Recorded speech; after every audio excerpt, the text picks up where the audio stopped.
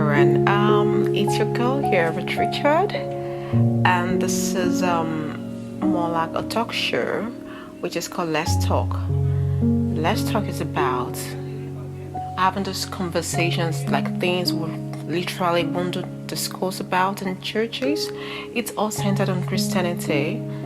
So we're gonna be having a series of conversations. We'll have guests come in and we'll talk about imminent and pertinent issues that bothers us as a body of Christ. But while that is like an ongoing thing, I just want to drop a word. I'm not a preacher. I'm not here to preach. I'm not here to tell you anything that you don't already know. But I just want to encourage someone out there to not give up on God. Just keep your trust in Him. And trust in God is not in selective areas of our lives. It doesn't have to be with, I want things to work in certain aspect of my life. I'm going to trust God with this. Or when I'm in need of something, I trust God.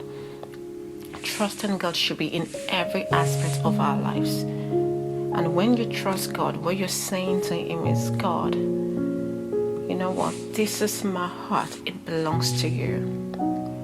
This is my body. You own it all. This is my mind. I give it to you. Take charge. Do what you will with it. That is what we're saying to God. So when you trust Him, He takes the lead. You sit behind and you enjoy the ride. It comes smoothly. Like you're just cruising. That's what we call it. You cruise with Him because why? You've given Him all the controls over your life, and that is what I'm encouraging someone out there to do today. Trust in God. When it feels like the world isn't listening to you, trust God. When it feels like you're just in the midst of people where no one seems to understand you, God is there. If you can just believe. And I think that is one word we tend to use a lot. We tend to use the word trust and believe. Trust is you like an action. You need to take action into doing something. So when you trust God, you need to act it. It's like saying, I trust my loved one. And in trusting them, you believe they're not going to hurt you. You believe they got your back all the time. And that is what I'm asking someone. So when you trust God, you got to believe in Him. There are scriptures in the Bible where the word trust and believe were used severally. And that is what Christianity is founded upon. You cannot tell me you trust God if you do not believe Him. Neither can you tell me you trust God, but yet you've encompass your heart with so much doubt, and yet you're holding on to God with one hand and you're like, but this is the problem I'm going through, so how am I going to get solutions to it? I come in here to speak to you not from a theoretical path, but because everything I tell you today is what I've experienced for myself. So when I say trust God, even in that situation, I've been there. In the midst of your loved one dying on a sick bed, still trust Him. The reason why you need to trust God is because most times, I think right now, we're in a world, or we're living in a present age whereby all we deal with is projection. We're so good at projecting our problems. We magnify the problem and see that, oh my God, it's so big. But I don't think you realize the God you have, who said He will meet your need. It goes even beyond your expectation. The same God who said to you that His thought for you and I is not of evil. His thought for you and I is to give you an expected end. Now, what is this expected end?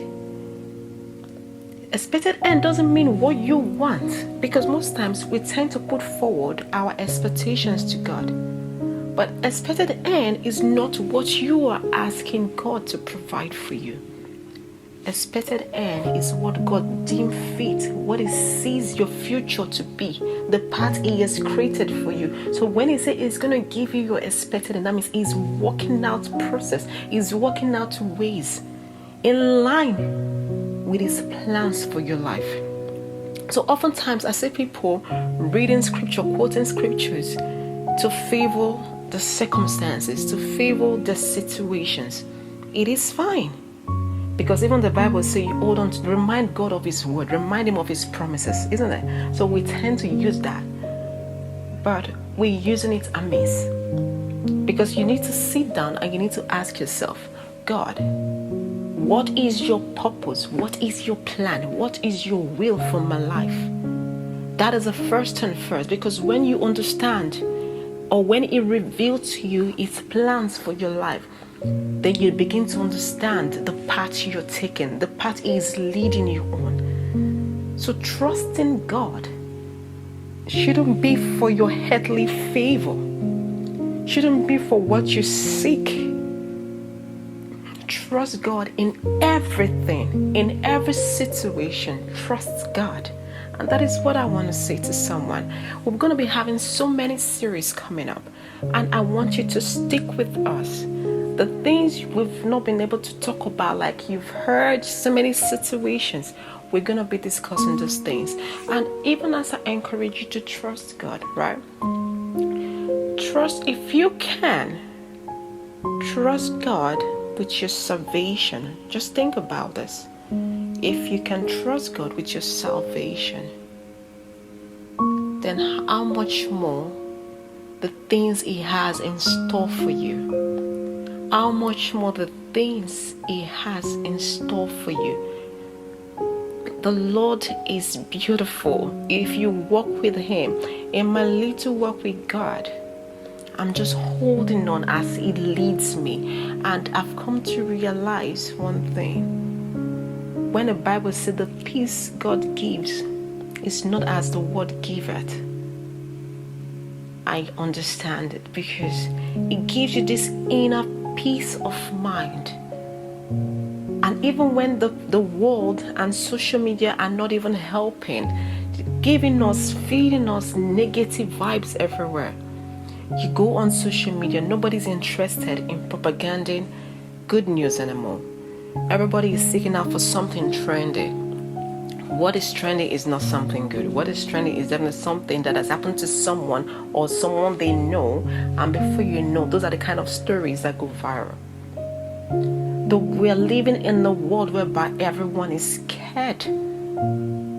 The other day I was telling someone, I want to travel, like I miss my country, Nigeria. I really want to go back home. You know, I miss the food, I miss the lifestyle there, just for a few days and then come back. And what I was getting, the response I was getting back was like, oh, a lot of this is happening, a lot of that is happening. I was like, aside that, isn't there something good happening also? Maybe not, but we are too quick to spread negative energy. We're so quick to spread out negative news to people. Everyone is scared. Everyone is scared. But that is not the spirit the Lord has given us. He hasn't given me the spirit of fear. He hasn't given me the spirit to worry. Because when you walk with Him, when you dwell with Him, you understand that yes, all this will pass. He said, this too shall pass. It will pass away. So fear not, and hold on to God. Fear not, and know that He that started this work in your life, it will bring it to fulfillment. He said, if my people who are called by my name will humble themselves, and I'm going to add, if you trust Him, all His promises for your life, He will see to fulfillment. Trust in God. As we walk together, trust in God. Trust in God in that dream, in that vision He is giving to you. Trust in Him even when you do not see the light at the end of the tunnel. Trust in God even when it feels like you love people and then walk out of your life. I've been there. So when I say trust in God, I speak from experience. Trust in God even when it feels like your walk with God might bring shame to people around you or might take away friends from you. Stand alone with God, because with God you are more than a million. With God you are more than thousands. He is a friend to the lonely. So stand with God. I am so excited doing this. I am so honored, and I am so privileged, and the joy it brings to my heart speaking to you, you listening to me right now. You will feel like, you know what, how can you be telling me to trust in God when I've not even eaten? How can you be telling me to trust in God when I'm still lacking things? I ask Him for things and He's not doing it. The problem we ask, do we walk the process? You ask God for things. The fact that He has not done it doesn't mean He didn't hear your prayer or He's not listening. The fact that you ask God for something and He hasn't responded to you because you want a yes as a response. But even in silence, God is responding. Because remember, His ways and our ways are not the same.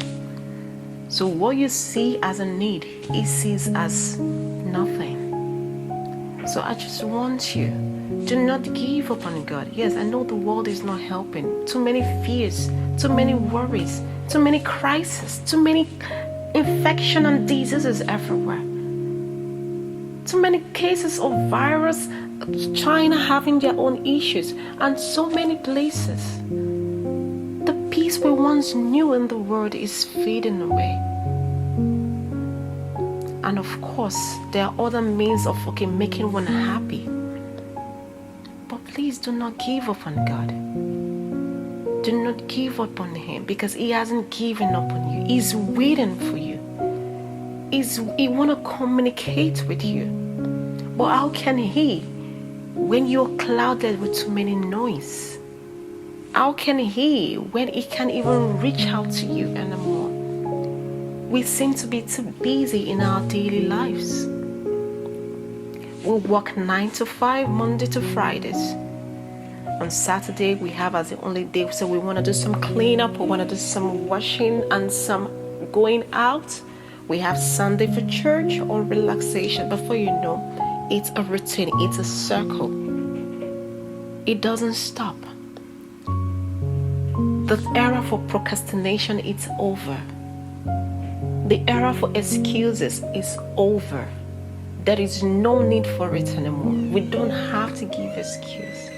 It is time, you know what, to pick up your banner.